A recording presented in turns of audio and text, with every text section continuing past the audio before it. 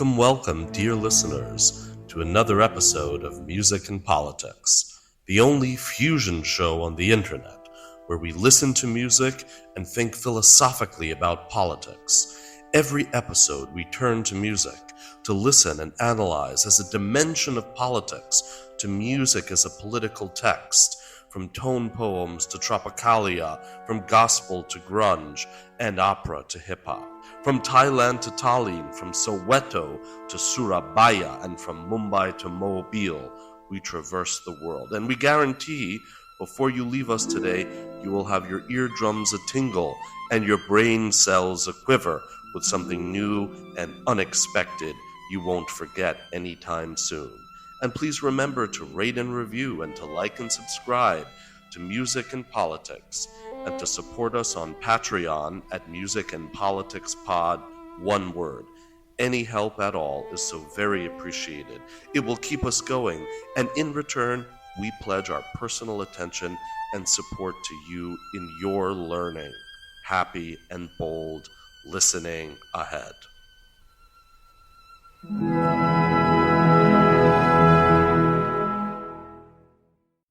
Welcome, dear listeners. Thank you for joining us again for what I hope you will find quite a fascinating interview conversation on the subject of the Kulturbund, its very name itself a matter of some dispute for its meaning, how it should be translated into English, also for its status as a contested institution in history.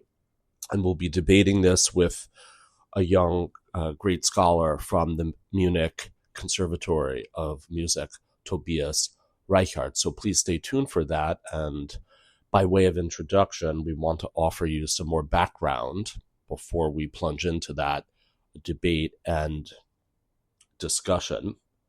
So the law of April 7th, 1933, which had, typical for Nazi propaganda, kind of clever camouflage all around it.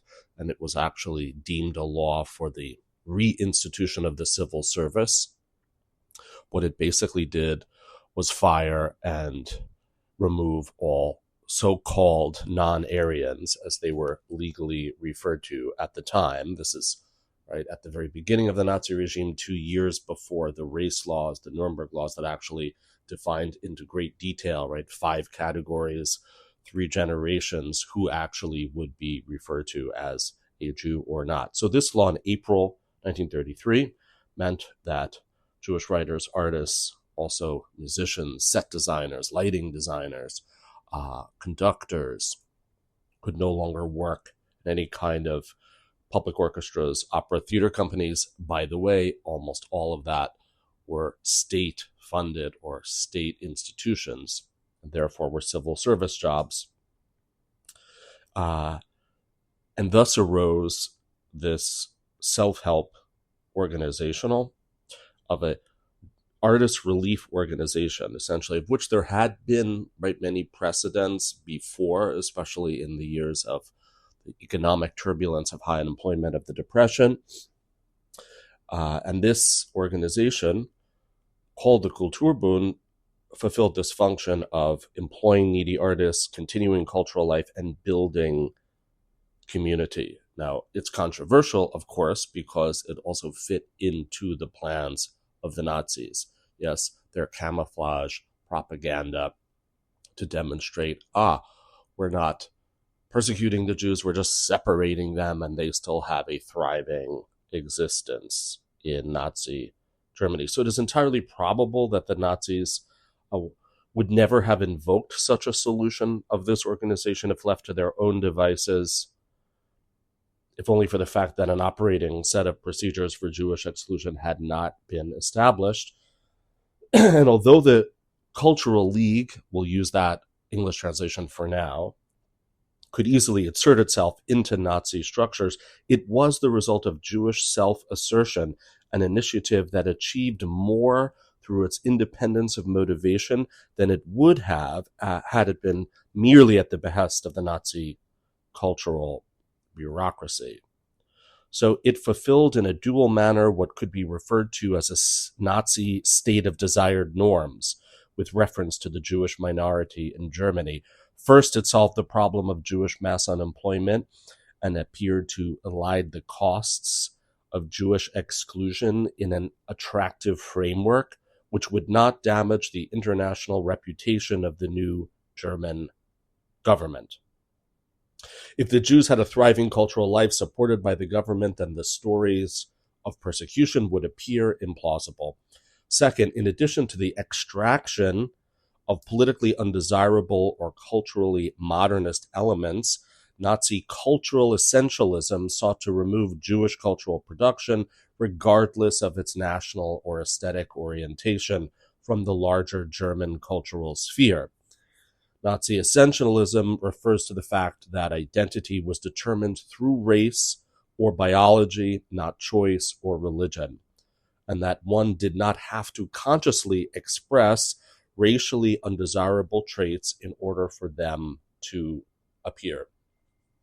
And this organization became a flourishing, really unique moment in the history of modern performing arts generally, and had tens of thousands of paying subscribers who had to present a photo ID in order to be admitted, and supporters and audience members into the hundreds of thousands over the first 8 years of the Nazi regime. And one other point, of course, that was more than abundantly clear to the participants and leaders themselves is, were they willingly entering into the ghetto?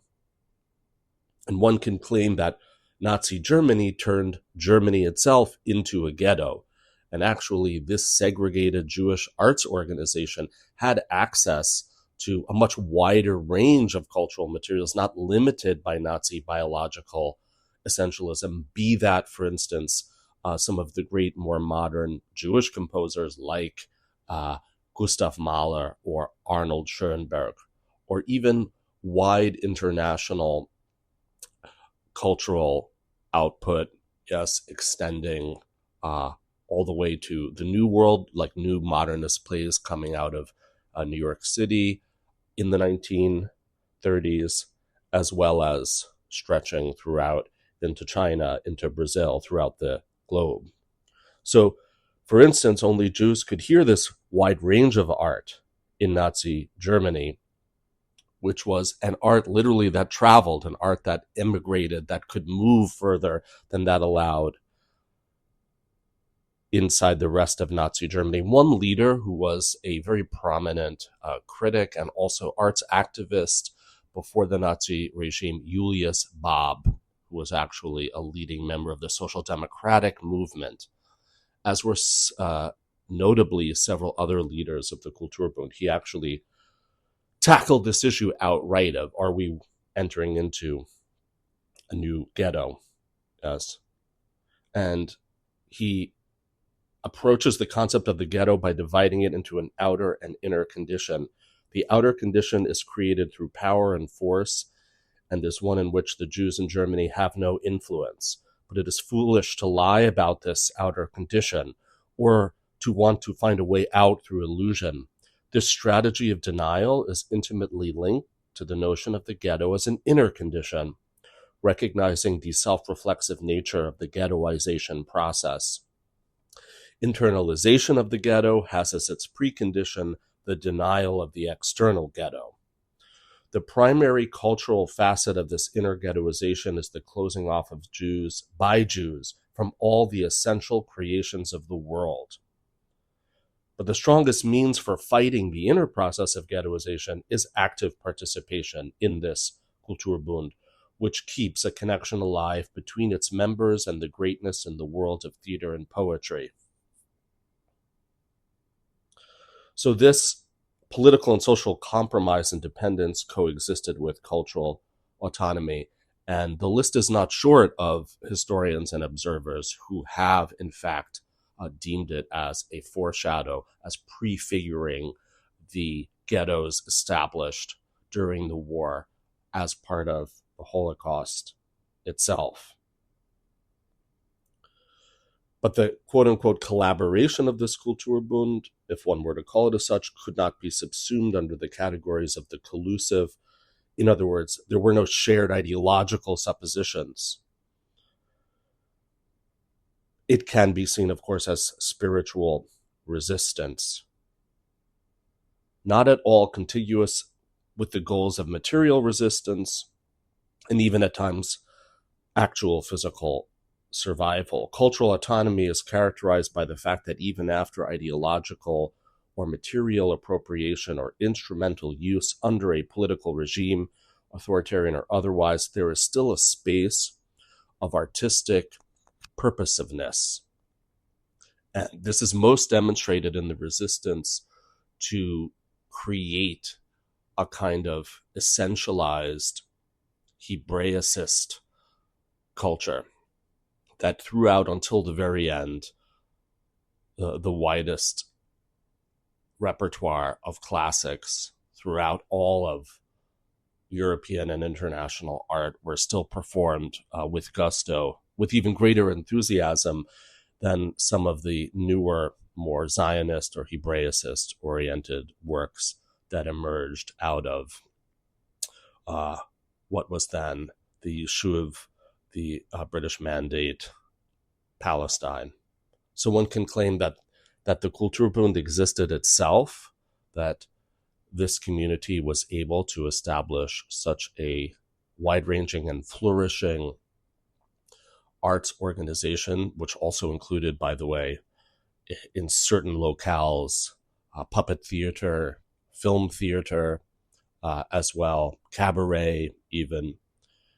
The very existence itself militates against any kind of essentialism or nationalism.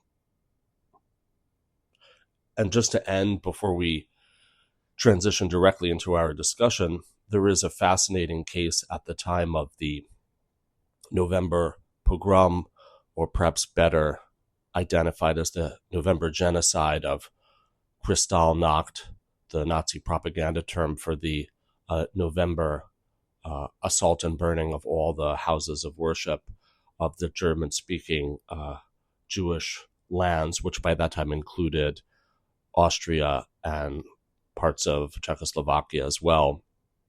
That at that time, Goebbels, in fact, directly ordered that the Kulturbund be reopened, not only that their theaters not be destroyed, but it be reopened to continue this devilish game in propaganda. And this was a moment where the leaders were able to force the hand of the Nazis and provide a list of essential workers to be freed from the concentration camps. This was the first mass wave of internment, of imprisonment, deportation to the concentration camps itself, and were able to free quite a number of prisoners, many of whom were able to escape. So at least in this one instance, one can also point to the power of this organization to save lives and preserve a greater future. Thank you again for tuning in and listening. We hope you enjoyed the interview. Please like and subscribe, comment, and stay in touch. Fare thee all so well.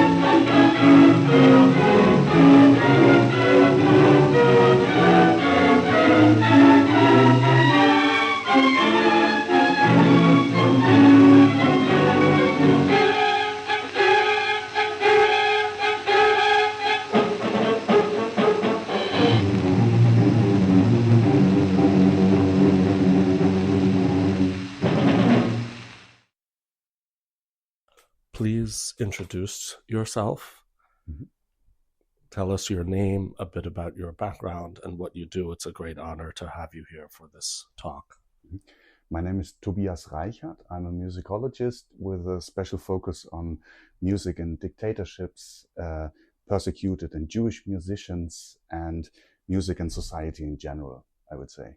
And here at the University of Music and Theatre in Munich, my job is to direct the Ben Chaim Research Center, which is dedicated to the study of Jewish and persecuted musicians, and named after one alumnus of the Hochschule, Paul Ben Chaim, born Paul Frankenburger here in Munich. And he is one of the many examples of musicians who were forced to emigrate after the Nazis' takeover. And he went to Palestine and became one of the most influential people there in the music sector. Could you say a little bit about the kind of music that he composed, mm-hmm. stylistically and otherwise? Yeah, he was, stylistically, he was near Richard Strauss, for example. He was a modern composer, but not part of the avant-garde, so he never wrote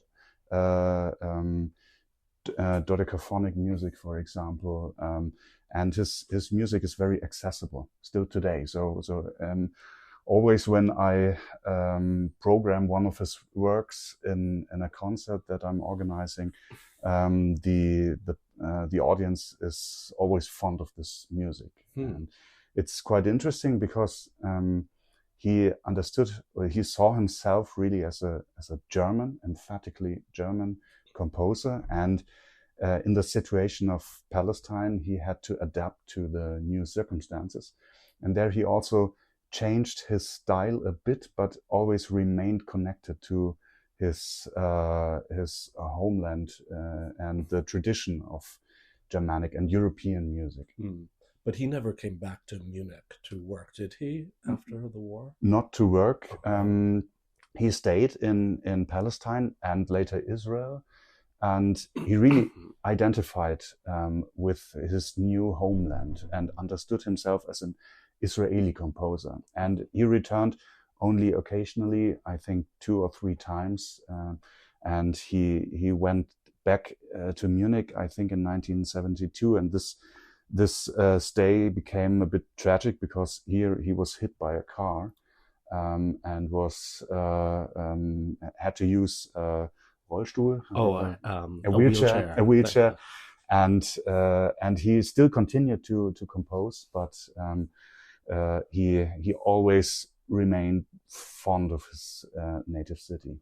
Well, let's talk about Munich for a moment. It's a fascinating area, precisely right where we're sitting, and Munich, for the listeners who don't know, was called the Hauptstadt der Partei, the capital of the movement. Of the movement, the Bewegung, not the Partei, exactly. About the Nazi movement. Yeah.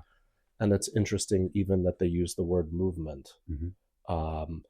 And there was a complex of buildings that had the headquarters of most of the major Nazi governmental institutions.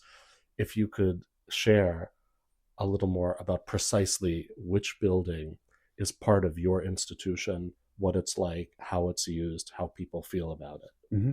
Well, first of all, Hitler himself already in the 1920s had the plan to develop Munich into the capital of the movement, and he wanted to develop it into the Mecca of the movement, which is really telling because you can see that he had the idea that Munich had to become some center of pilgrimage and worship for the party. And this is the result of this was the area of the Nazi party. So whereas Berlin was the center of the government, Munich became the center of the Nazi party. And both cities were equivalent in that way. And around the historical site of the Königsplatz, he first purchased the Palais Barlow, as it was called in the 1920s, and this became the Brown House, the party headquarters. And around this building, he which in the 1920s belonged mostly to wealthy, often Jewish intellectuals and high society members. And the Nazi party pressured them to sell their property, and there the Nazis began to construct their new party center. And one of the main buildings within this party center was the so-called Führerbau, a representative building designed only to show and demonstrate the power of Hitler and the Nazi party. And this Führerbau is the place where today the Musikhochschule has its headquarters. And it's also the place that the infamous Munich Agreement was signed at the site of appeasement with Chamberlain and Daladier and Mussolini, which is, of course, notorious. Munich is a shorthand for that in let's say, the political science world. And today it's used by your university. Mm-hmm. If you could say a little bit about what kind of functions take place in this building, and how often are you in the building? How do you feel about it, and your colleagues perhaps too, somewhat? Yeah. Well, first of all, the Music University is not the first institution, cultural institution, if you will, to use this building after 1945. The first ones to use this building was actually the America House, an institution, a cultural institution dedicated to the dissemination of democratic ideas, and with a rich cultural program for the Munich people here. And the America House took residence there for around 9 years. So the building was used 8 years as the Führerbau. It was used 9 years as the headquarters of the America House. And for about 70 years now, the Musikhochschule resides there. And today, I would say, there is a whole spectrum of different opinions regarding this building. So at one end of the spectrum, there are colleagues who say, well, let's tear it down. Why live and work in this Nazi building? On the other spectrum, there are some who aren't that interested in history and just want to practice their art and craft. And somewhere in between, there are those like me, for example, who would say that this building isn't just a historical burden, but it is also a resource for science, a resource for art. So when you do a concert there with a specific program, this concert can have an effect in a whole different in other ways than it would be when you present the same program in the Musikhochschule in Berlin, for example. Mm-hmm. So there you have to really think about what is it that you're doing here? How do you think about Wagner, for example, at this place? And I'm not convinced that we shouldn't play Wagner in this place, because Wagner is an important composer, and music history wouldn't be complete without him. But you have the opportunity, not just the duty, but the opportunity to think differently about the social significance of music and art in general when working there. And so I'm doing guided tours there on a regular basis, and I'm giving courses there and organize concerts. And for me personally, it's not a burden to be there because I see it as a resource. And today in Hitler's office, students practice. Mm-hmm. They rehearse music. And it was in that office that the actual Munich Agreement was signed, historically. And recently, the film made about Munich that's been on Netflix recently actually used that building for the production as well. And apparently, it's one of a kind in all of Germany as a higher learning institution that uses a fascist building, specifically one that Hitler had an office in. And the only other comparative case is in Linz, which is in Austria, that has a similar burden of history, let us say. And I think, if I'm not mistaken, one of the villas that the Nazis acquired and then tore down to build their party buildings belonged to the Pringsheim family of Thomas Mann's wife. And her brother, Alfred, was a music critic and actually succeeded Kurt Singer as music critic for the Social Democratic Party newspaper, The Forward, the Vorwärts. And I believe he ultimately emigrated to Japan, to East Asia. And I think that's a good segue transition to talk about our main topic, the Kulturbund. And because his predecessor, Alfred Pringsheim's predecessor, Kurt Singer, was essentially the director and the really conceived the entire program. So if we could first begin with, one of the challenges that, even though there's certainly much more research and study about this in the last 20 to 30 years, I think we haven't solved the problem of the terminology, because Kulturbund is a very Germanic term, and Bund has many connotations in German, and we can't easily translate it into English. There are so many. Some people say association, some say league, even though league is really used in America, at least only for sports teams, professional sports teams. So I'm wondering if you could speak to this problematic. What translation do you prefer?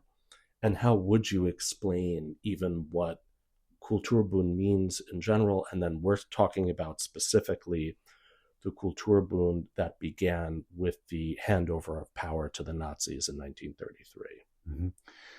I think I would prefer the translation association, because other than league, that would, in my mind, suggest a common characteristics of those who come together in this league, who form this league.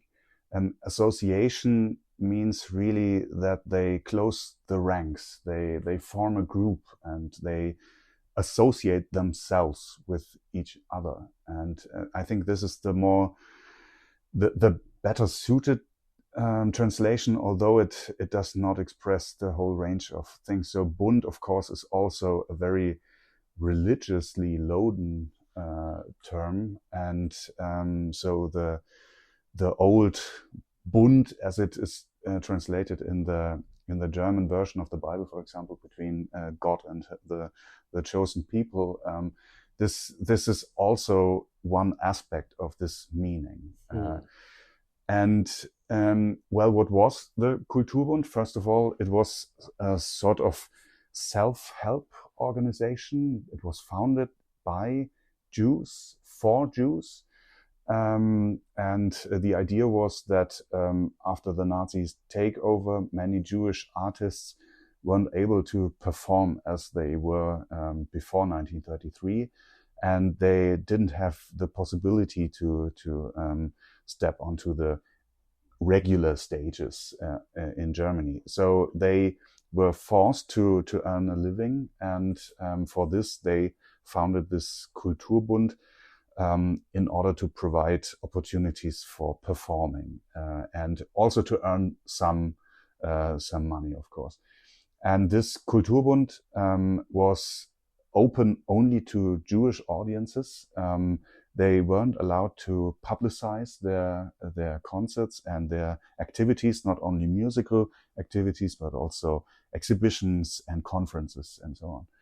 And from this perspective, you could think about the Kulturbund as really a helpful organization for Jews. On the other hand, the Nazis, of course, took control over it. So all the programs of the concerts had to be how would you say it? Approved, yeah. censored. They would have to be approved by Nazi authorities beforehand. And of course, the Nazis also used the fact that the Kulturbund was only for Jewish members to really survey and to control all the members. And they, for example, had the lists of the Kulturbund, which later could then be used as a list for deportations. And this makes the Kulturbund still today a very ambivalent organization. You can speak about it in terms of a self-help organization, but you can also speak about it as a way of control of the Nazis. And I think there isn't a solution to this. I don't think that it would be wise to decide for one or the other function, because it was both. And this is the ambivalence of Jewish musical life under Nazi dictatorship. Well, let's talk a lot more about that. And just as a clarification for our listeners, that in the German Bible translation, Bund is the word for covenant, which is a different translation than in English, which coming from the Hebrew Brit, I believe. And notable that at least in the, let's say, American Jewish popular vernacular, the Bund is mostly associated with the Jewish Labor Bund of the Russian Empire, Poland and Lithuania, which was actually the first social democratic movement in the Russian Empire, and then later spread internationally. So it's interesting that that same term has in a way overshadowed the general awareness of the German Jewish Kulturbund. And if we talk about this ambivalence, as you say, and even we might even say controversial, because of the fact that essentially after the Nazis take power, a new Jewish institution is built up, and a tremendous amount of effort is put into this institution, to the point where I think at its peak in 35 or 36, there's something like 100 to 150,000 individuals who are in some way active with the organization, passively or actively. So that makes up 20 to 30% of the whole German Jewish population at that time. And even at a time where approximately 30 to 40,000 Jews are fleeing the country every year, at least in the first couple of years. And so it, of course, raises the question, was this a distraction tactic? Was it also a kind of illusory figment of presence, of continued presence, and even coexistence, that it was possible for the Jewish community, albeit in a segregated form, to coexist with Nazi rule? And that question, which we might pose, is related, to use kind of a technical term, of teleology. Like, to what extent was it foreordained that it would come to genocide? Mm-hmm. That Nazi persecution from the beginning had this as a goal, to physically eliminate the Jewish people. And that's, of course, something that is still debated throughout Holocaust studies and in German history. And I think that also sheds some light on this debate about the Kulturbund. Mm-hmm. Because one might say that no one foresaw the final solution.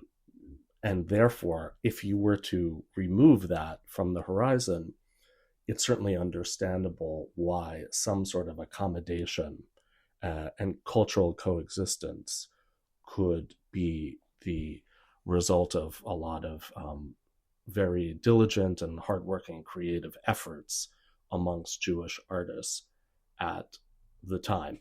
And so first of all, I'm just curious, even your own personal thoughts on this issue of teleology, going back to the Nazi Party at the beginning and even Hitler. Were they really focused from the beginning on wanting to destroy the Jews? I might have to switch to German to answer this question, but I try to at least at the beginning, to talk about this in English. So this narrative, this thought of a teleology really comes from scholars such as Saul Friedlander, for example, or also Herbert Frieden. Frieden was one active member in the Kulturbund and one of the first to write about its history after 1945. And what they proposed is, and this does make sense from our today's perspective, that the later ghettoization of Jews, the physical ghettoization, was preordained by a cultural ghettoization, which was done by the Kulturbund. So there you have this development, and this thought that the segregation of Jews in cultural life later led to the destruction of European Jewry. And I think it's quite interesting when you think about the term ghetto and how it was used throughout the 1930s to get a glimpse on the different actors on the Jewish side, but also on the Nazi side, and what they thought about segregation and ghettoization over the course of the Nazis' reign. So when you ask yourself, who used the term cultural ghetto for the Kulturbund? It was only the Jews. There is no single document, to my knowledge, from the part of the German authorities who thought about this Kulturbund as a sort of cultural ghetto. Of course, they wanted to achieve segregation, but the thought of ghettoization in the sense of physical concentration was not part of Nazi thinking in the 1930s. So it was really the Jewish actors and protagonists of the Kulturbund who discussed in a very controversial way whether the Kulturbund is actually a cultural ghetto or not. And for this, it is important to see that ghetto is, of course, a very complex term and a complex concept, but it was not only a negative concept, because Jews in Germany, even if they were segregated from so-called German Volksgemeinschaft, they could think about this segregation in historical terms, and not only as a history of persecution and segregation, but also they could think about this as in terms of survival, because once they were forced to live in a ghetto, but they survived this, they came out of this. And so the use of the term ghetto within the Jewish community was really diverse and very ambivalent. On the Nazi side, however, when they first started to physically concentrate Jews in Germany, so after the Pogromnacht in 1938, where the first so-called Judenhäuser were established, this was precisely the point where they vetoed the Kulturbund activities in many cities outside Berlin and Hamburg. And so there was no direct connection of Nazi policy relating to cultural and later physical segregation. So in my opinion, the Kulturbund for the Nazis was more of a compromise between the drive to push Jews out of German society, but also the necessity of providing them with some sort of outlet, up until the point where they just did not care anymore about critique from abroad, for example. And the point when the Kulturbund was abolished indefinitely was precisely the point where the Nazis first planned the so-called final solution in 1941. This was the point where they didn't need the Kulturbund anymore, but instead continued or planned really the mass destruction of European Jewry. And you can Of course, there's one continuity between the Kulturbund and the ghettos and the concentration camps, which of course are the people. So many of the former protagonists of the Kulturbund, Kurt Singer is one of the most prominent examples, of course, later ended up in concentration camps and ghettos, and many of them perished there.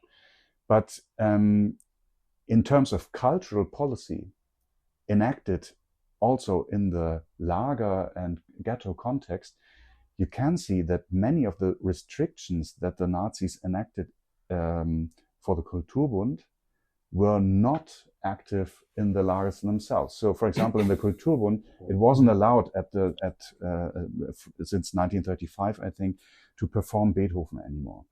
In the ghettos and the lagers, of course, there it was still possible. So this thinking that the Kulturbund has to be Judaized in its programmatic direction is not a thinking that was enacted in the ghettos, because there the Nazis thought, well, in the ghettos, the Jews are in the so-called natural habitat. And they hadn't to be Judaized anymore. And this was a stark contrast, I think, to the Kulturbund policy. Or was it natural habitat, or that they were basically at the waiting room of destruction? So they were soon to be killed. And I think that even in the Vilna ghetto, Wagner was performed, at least on one or two occasions.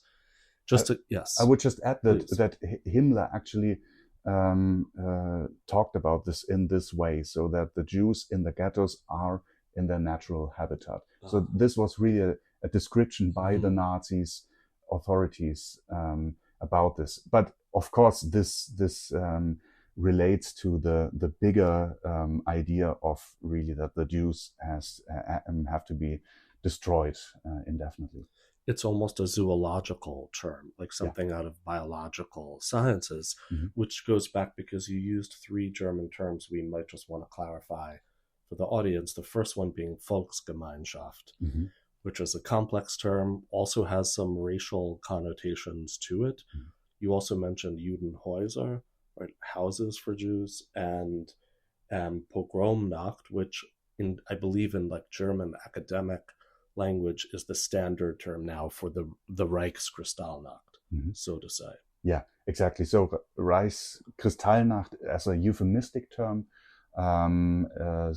So it's, I think, more adequate to talk about this as that what it was. It was a pogrom, a very violent one. Even though it was actually far, far worse than pogrom is a Russian word, meaning to thunder onto something. And it was far worse than any pogroms in the Russian Empire, which usually didn't target houses of worship, which, of course, in the Nazi pogrom, thousands were burned at that time.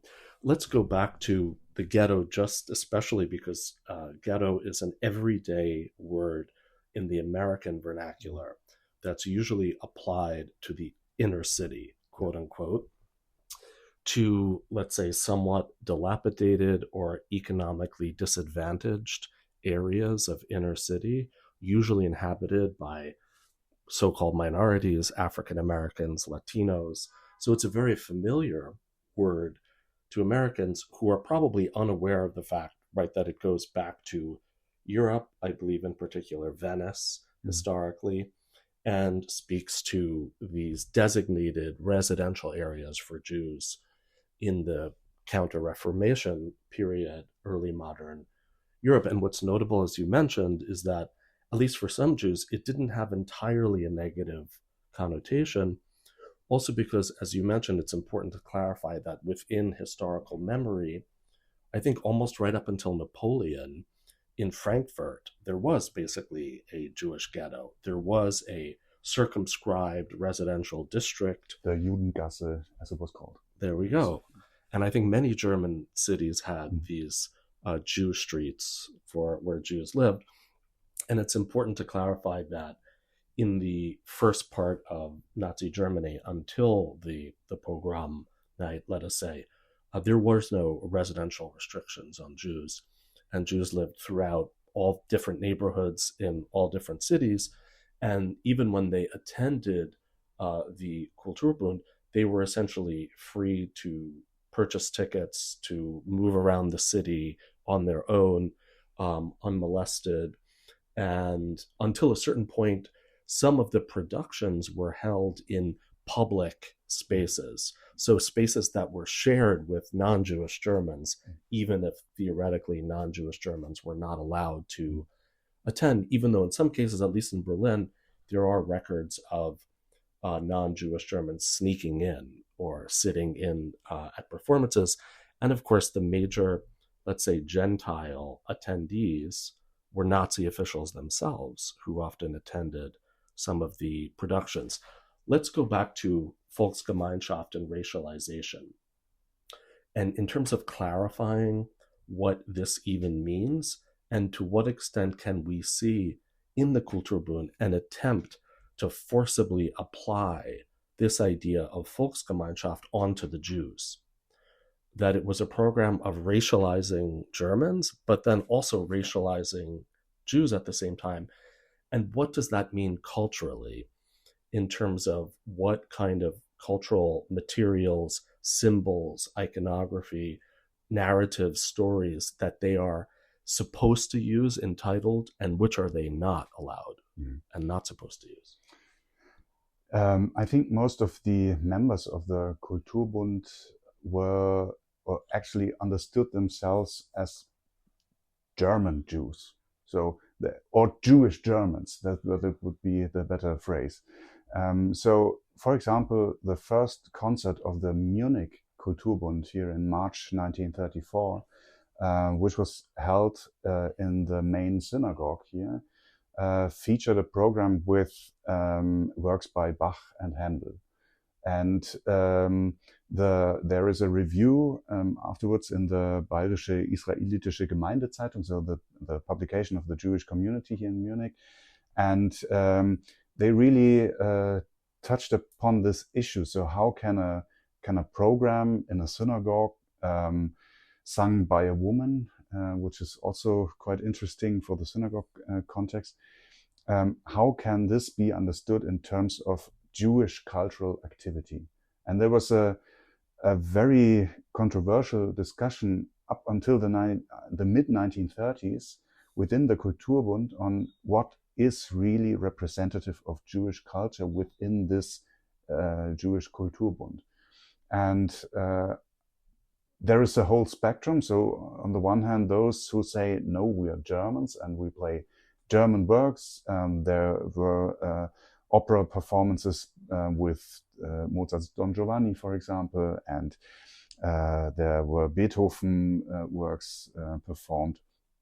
And there was another faction within the Kulturbund who said, no, well, we are under pressure right now. We can't just ignore the fact that the Nazis don't want us to be part of this cultural community. So let's think about this in new terms and let's go back to our own tradition. And there they performed, for example, works with the emphatically Jewish content, for example, some religious plays and Yiddish works from the Eastern European context, and many of the more liberal Jews criticized this because they said, well, this, especially this Eastern European tradition, has nothing to do with our culture. And the Nazis gradually put more and more pressure on this liberal faction, and they prohibited the Kulturbund from year to year from playing so-called German authors, and this led quite naturally to changes in the program, so that the Kulturbund played what they regarded as Jewish composers, for example, Mendelssohn, Mahler, and so on.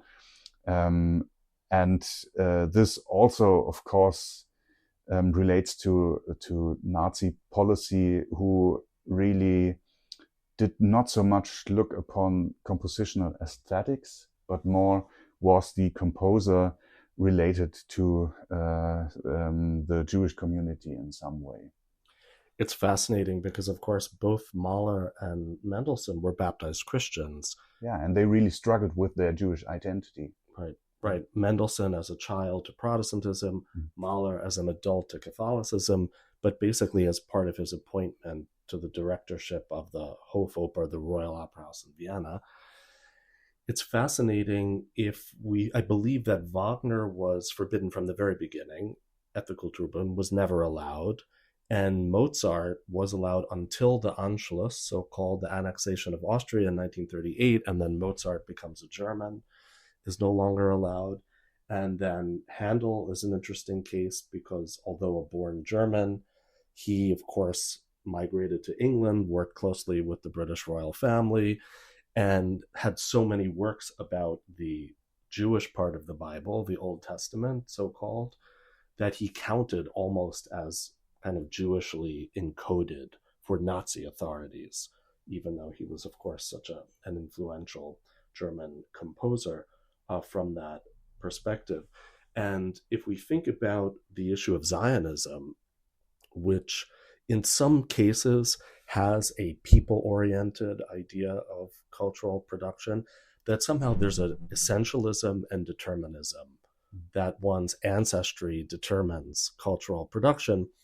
And it's fascinating now because, as we know, there's a whole debate in casting right now in the United States, for instance, over whether or not, let's say, a non-gay actor should be able to play a gay character, or a non-Jewish actress. For instance, Helen Mirren recently played Gold in My Ear, and there were even criticisms from prominent Jewish thinkers about that casting. So in some sense, the cultural politics of the Kulturbund are very relevant today in terms of these kinds of debates.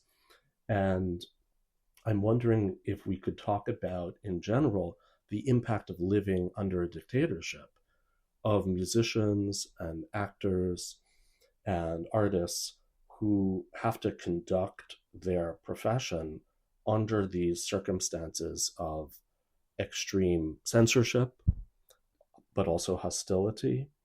And this also puts it in a much wider perspective because, of course, the Nazi state was not the only dictatorship in Europe at that time.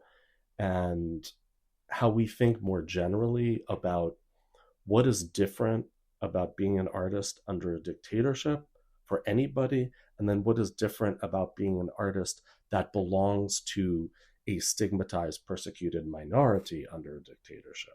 Mm. Yeah, it's very hard to imagine, and I think I would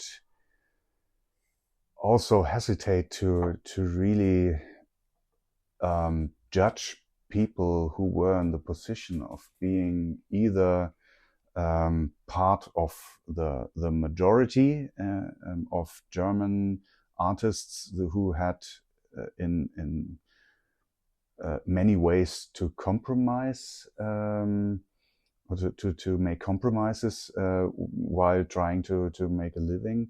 And on the other hand, I think it is impossible to think about this, how would oneself have had reacted when being in a state of persecution. And this is really hard to imagine. So all we can do from today's perspective is, I think, to go back to the sources and not try to be judges, but to understand the individual reactions to dictatorship and persecution. And well, it is very easy for us today to say, well, these famous musicians, how could they perform in front of these murderers and politicians? But and of course, after 1945, many musicians told a story of, well, we did what we did before 1933. So we stepped onto stages and played our Beethoven, and nothing really changed. But of course, everything changes when the circumstances of these performances change, and it does make a difference if you conduct the Fifth Symphony by Beethoven while standing on a podium in front of the Berlin Philharmonic Orchestra, which with a large swastika flags and Hitler in the auditorium, or you perform Beethoven Fifth in the concentration camp of Auschwitz as an inmate, or you perform Beethoven Fifth in the British radio, and the music and its sounds really remain the same, but the circumstances change so much, and precisely because of this, it is difficult to judge, especially musicians, for their actions, because the lack of political integrity isn't really a crime. And so this is a social debate that we are having. So what impact can music have in these circumstances? And I think there is no clear answer to this. It's fascinating. Before we move on to your specific research regarding Bavaria and Munich on the Kulturbund, I mean, one final thought is whether or not the kind of pressure and even anxiety-producing circumstances can actually be stimulating for cultural production and inspiring, perhaps, and then even whether the actual, let's say, biophysical experience of music production has certain, let's say, healing properties or psychological benefits or health benefits as well. In terms of, I mean, cardiac synchronization, there's a whole different array of physical effects that it can have on the body and on health and on community building, and whether or not that perhaps played a role in perseverance for individuals who might have been stuck under the Nazis but were trying desperately to get out. If we talk about what makes Munich special, what makes Bavaria special, and we started out by saying how it was the capital of the Nazi movement, and Munich had a very brief Soviet republic, a revolution after World War I that was violently put down and had a white terror, essentially, and even had secret murder organizations that conducted political assassinations on behalf of the extreme right wing.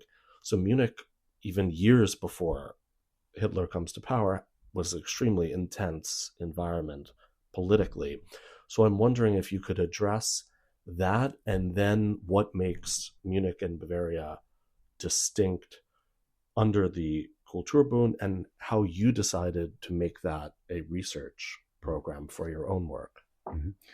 The persecution of Jews in Munich, of course, began years before 1933. So the first image that I know of with the main portal of the synagogue here with swastikas painted onto it dates back to the year 1921, I think.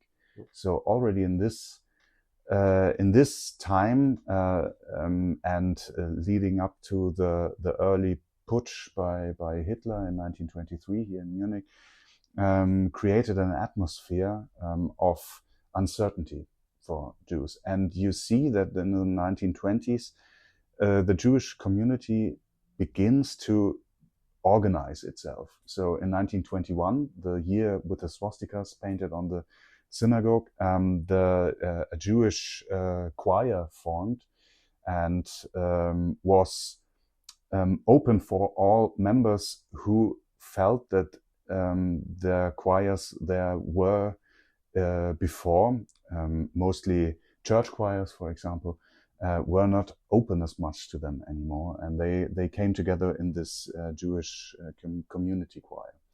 And in 1927, there was a Jewish chamber orchestra formed, also for Jewish members. They didn't play only works by Jewish composers, but they performed Beethoven and Haydn and so on, but they understood themselves as a community for Jewish musicians.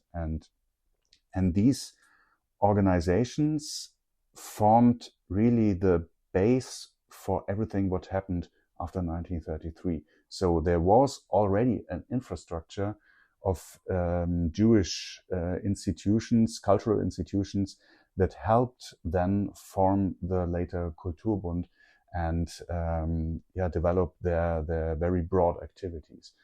And what is interesting specifically, not only about the Kulturbund in Munich, but especially the Kulturbund in Bavaria, is that it was really a regional infrastructure. Whereas in other cities, for example, Berlin and Hamburg, the Kulturbund only was active on a local scale.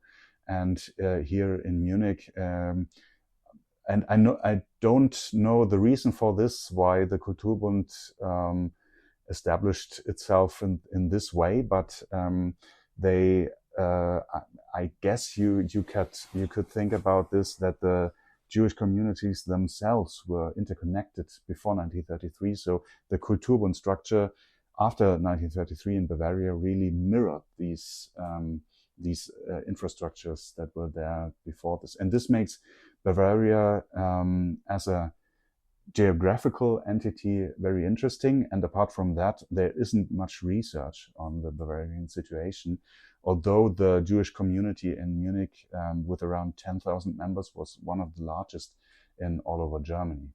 It's fascinating because I think that the Berlin and Hamburg communities were quite urbanized and centralized, and they essentially had moved away from the countryside, the areas that are today Poland, into the city. And whereas if I'm not mistaken, please correct me, that in Munich and Bavaria, these were very, very old communities that had links to agricultural trades and work in the countryside of Bavaria, it being like a very agricultural community. And therefore, there were very many more, at least proportionally, Jews that were still active in these trades in the countryside, and were therefore living in like relatively provincial, small areas outside of the city. Yeah, especially in the northern part of Bavaria and Franconia, there were these large communities of so-called Landjudentum, so Jewish communities in the countryside, and they were really based on very long-standing traditions there, and they formed 1/3 of the whole Jewish population in Bavaria. So this is really quite substantial part of Jewish daily life in Bavaria. But up until today, we don't know anything about music practices in these smaller rural Jewish communities. So this is also part of my research to investigate Jewish cultural life in more rural areas, and not just in the big cities. That's a fascinating project, especially I don't believe that there was next to anything at all in Berlin regarding folk music traditions of the region, of the local area, like let's say Prussian traditional folk music. And I don't know whether there was a big difference between Jews and non-Jews in terms of that tradition, which still remains even today quite strong in Bavaria. Yeah. Very local musical ensembles and folk music, dance music in particular, traditional costume. So I'm wondering what other musical expressions were distinct in Bavaria. I know there was also a marionette theater, a puppet theater, which didn't exist also in Berlin, for instance.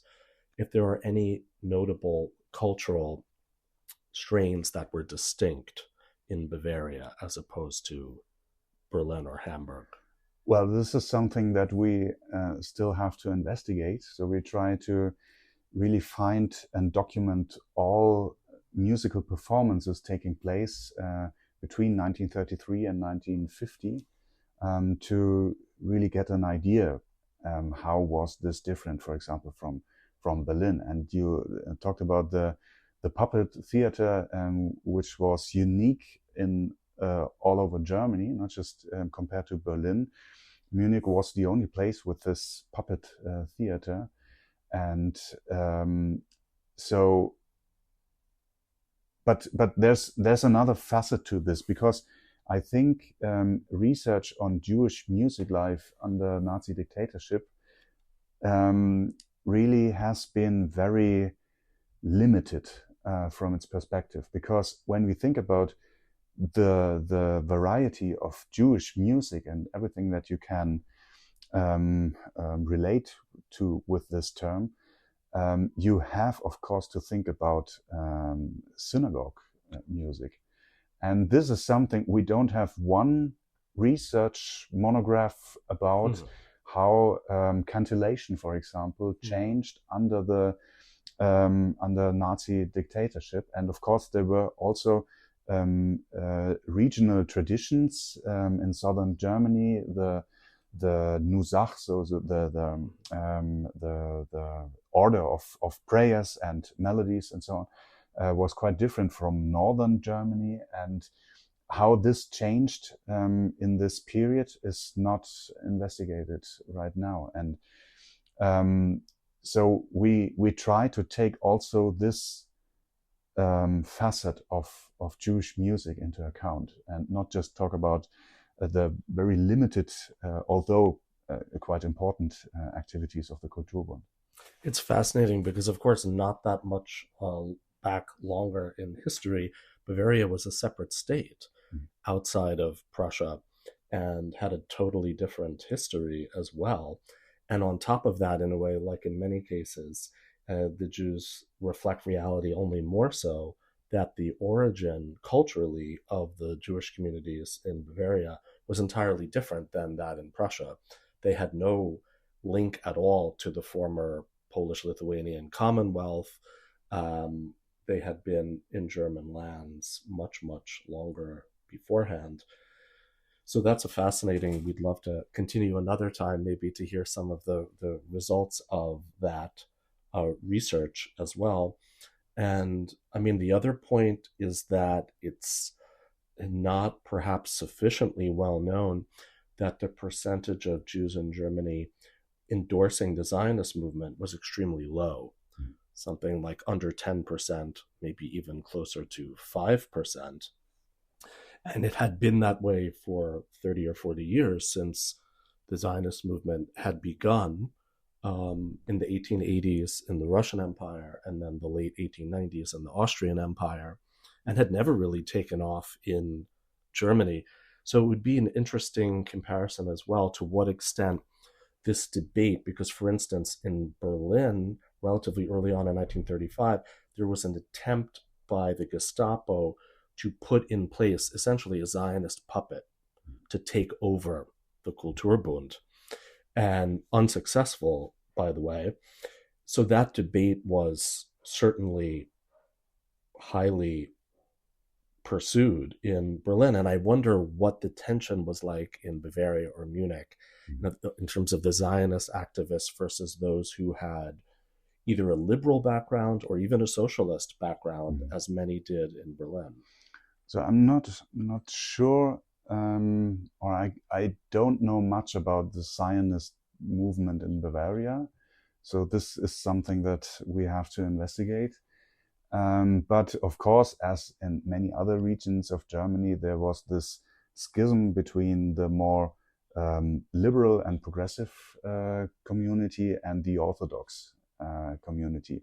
And here in Munich, just as in many other places, this schism happened when the Jewish community decided in the late 19th century to build an organ into the synagogue. And the organ as a music instrument for worship was one of the main breaking points in 19th century German Jewish communities, where many more liberal and progressive communities split up into two different factions. And this was also the part here in Munich. And coming back to the Kulturbund, this is also an important perspective, because when we write on and investigate the Kulturbund, mostly we talk about the more progressive factions, and we disregard the Orthodox, the smaller but still relevant Orthodox faction, or even the Zionist factions. And this has also to be taken into account in the research, and because this shows the whole variety of Jewish culture under these very special circumstances. And I think it relates as like a final point to consider possibly is the relationship of art and propaganda. And in particular, why music and art is such a prized treasure for political propagandists, why it works so effectively as well, and why not even just, let's say, individual works of art and composers, but even art movements and musical movements can be used effectively for propagandistic purposes, which the Kulturbund is, sadly, a case in point. Therefore, as you mentioned at the beginning, the Nazis used it until they had no more use for it. Essentially, when they reached a point that propaganda, in terms of the outside world, was no longer a concern, a main concern. And I guess it also does raise this counterfactual point, even though, right, as historians, we're not supposed to think counterfactually, but of whether or not the people debate, could there have been a non-Nazi Germany? I think one can also raise the question, could there have been a non-Holocaust Nazi Germany? And whether or not, as at least some Kulturbund leaders hoped, that the Kulturbund could have existed for decades hence without the coming of the Second World War. And of course, there's a huge debate again about the Second World War and appeasement, the Allies. Could it have been delayed? Could it have been avoided as a whole? Could even the specific element of the Holocaust some way have been reduced or prevented or disrupted somehow? So I'm wondering, any of those multiple strands, if you have any thoughts, does your kind of scientific brain ever go in those directions? Well, I try not to, because precisely as you've said, that this really results in speculation. But what I think we can say is that even if the Nazis wouldn't have taken over the power in 1933, the situation for Jews would have grown worse. Maybe not in this catastrophical dimensions of the Holocaust, but as I've said, already in the 1920s, there were actions against, and very violent actions directed against Jews, and at least this we can say. And whether the Nazis themselves thought right at the beginning of their reign that they want to eliminate all of Jews practically all over the world, I'm not sure if even they thought in these dimensions of the times of the Second World War. But what we can say is that life for Jews grew worse and worse in Germany, this with and without the Nazis. Thank you so much for your time. This was truly wonderful, and we're most grateful, and we wish you best of luck with all of your research. Thank you very much. My pleasure.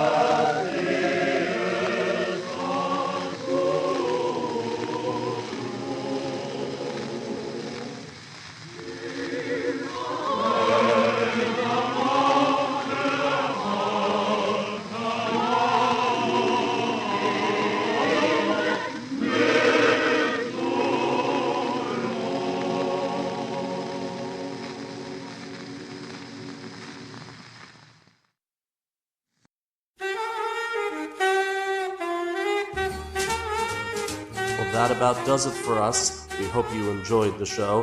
Thank you for tuning in, our dear listeners. Please remember to rate and review and to like and subscribe to Music and Politics, the only show on the internet that combines musical grooves with philosophical insights from all around the world. Please do send any questions, thoughts, comments, and suggestions to musicandpoliticspod@gmail.com. That's one word lowercase, musicandpoliticspod. And please do find us out on Patreon. Again, at Music and Politics Pod, one word, lowercase. There you can support us to keep us going, to see another day. And in exchange for the cost of an overpriced cup of coffee, we will provide curated readings and playlists from what you have already heard and where you can go next on your own journey into music and politics. Fare thee all so well.